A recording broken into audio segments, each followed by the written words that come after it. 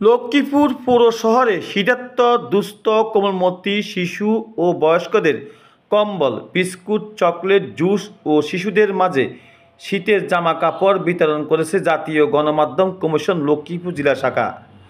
শুক্রবার বিকেলে লক্ষ্মীপুর দক্ষিণ তেমনি রামগতি রোড পার্টি সেন্টারের প্রায় ৩ শতাধিক কোমলমতি শিশু, বয়স্ক, নারী, পুরুষ শীতার্ত মানুষের হাতে এই কম্বল, জামা কাপড় তুলে দেন প্রধান অতিথি লক্ষ্মীপুর সদর উপজেলার নির্বাহী কর্মকর্তা জামশেদ আলম রানা। জাতীয় গণমাধ্যম কমিশনের লক্ষ্মীপুর জেলা শাখার সভাপতি ও দৈনিক সকালের সময় মুসলিম টাইমস এর জেলা প্রতিনিধি মোহাম্মদ আলমগীর হোসেনের সভাপতিত্বে বক্তব্য রাখেন প্রধান অতিথি হিসেবে লক্ষ্মীপুর সদর উপজেলা নির্বাহী অফিসার জামশেদ আলম রানা। বিশেষ অতিথি লক্ষ্মীপুর মডেল থানা ভারপ্রাপ্ত কর্মকর্তা ওসি আব্দুল মুনাফ, জাতীয় গণমাধ্যম কমিশনের কেন্দ্রীয় সাধারণ সম্পাদক মনির চৌধুরী, গণমাধ্যম কমিশন লক্ষ্মীপুর জেলা শাখার সাধারণ সম্পাদক কাজী ওসমান মোর্শেদ, বৈষম্য বিরোধী ছাত্র আন্দোলন লক্ষ্মীপুর জেলার সমন্বয়ক এনামুল হক, আব্দুর রহিম আসাদ ও শাহেদুর রহমান রাফি, আহত প্রতিনিধি এম এ আরিফ, সাবেক টিএসআই কামরুজ্জামান, ইমারত নির্মাণ শ্রমিক ইউনিয়ন ইনসাফ বাংলাদেশ লক্ষ্মীপুর জেলা শাখার সাধারণ সম্পাদক নূর আলম, লক্ষ্মীপুর কমলনগর সাহেবের হাট ইউনিয়ন শ্রমিক দলের নেতা মুরাদ হাসান সহ প্রমুখ।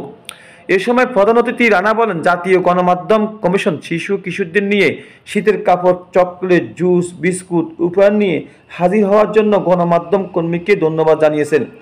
সবাই শীতার্ত বয়স্কদের মাঝে কম্বল দেয়।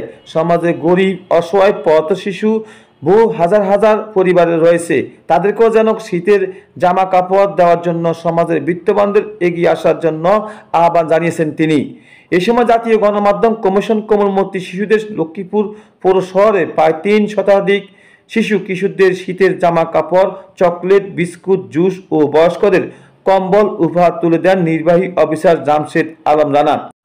অনুষ্ঠানে বিশেষ অতিথি ওসি মোহাম্মদ আব্দুল মুনাফ বলেন, শীতার্ত কোমলমতি শিশু ও মানুষের পাশে দাঁড়ানো বিত্তবানদের নৈতিক দায়িত্ব।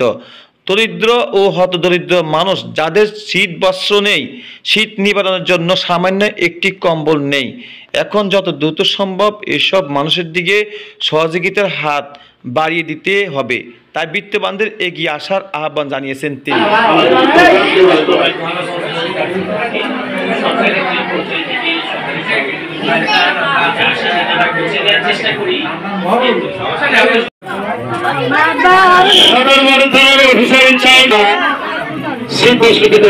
আপনারা দেখতে পাচ্ছেন